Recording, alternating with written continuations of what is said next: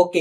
இந்த வீடியோல என் பொண்டாட்டி சமைக்க போற சமையல் என்னன்னு பாத்தீங்கன்னா, ரொம்பவே கஷ்டமான சமையல். அதாவது அப்பளம் வறுப்பது எப்படி? ஓகே, நீங்க ஸ்டார்ட் பண்ணலாம்.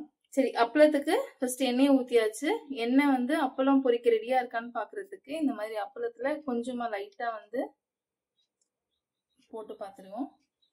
அது வந்துட்ட உடனே ஓகே ரெடி ஆயிடுச்சு. அதாவது எண்ணெய் அப்பளம் பொரிக்கிறது அளவுக்கு ரெடி ஆயிடுச்சு. ஓகே, இப்போ இந்த சின்ன அப்பளம் பொரிஞ்சிடுச்சு, எண்ணெய் ரெடி ஆயாச்சு.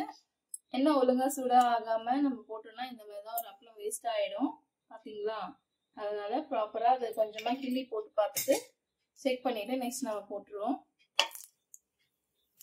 போட்டுட்டு இப்படி நல்லா இது பண்ணி விட்டுருணும், நல்லா ரொட்டேட் பண்ணி விட்டுருணும்.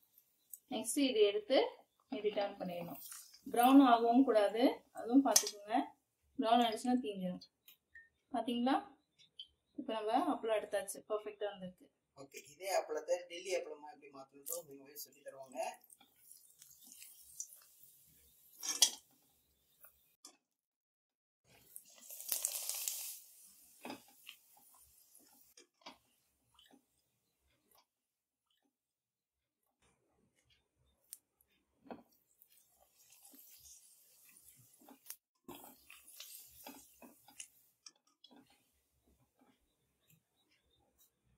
சரி, ஓகே, அப்பளம் ரெடி ஆயாச்சு, வறுத்து எடுத்தாச்சு. இப்போ இதை வந்து நல்லா டேஸ்டியா நல்லா ஃப்ளேவர்ஃபுல்லா ஆக்கணும், டெல்லி அப்பளம் மாதிரி ஆக்கணும்னா ஒரு அப்பளத்தை எடுத்துக்கலாம்.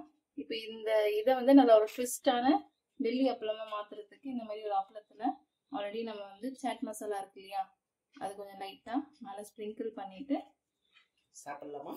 சாப்பிடுங்க. சாப்பிடலாமா? எப்படி இருக்குன்னு சொல்லுங்க.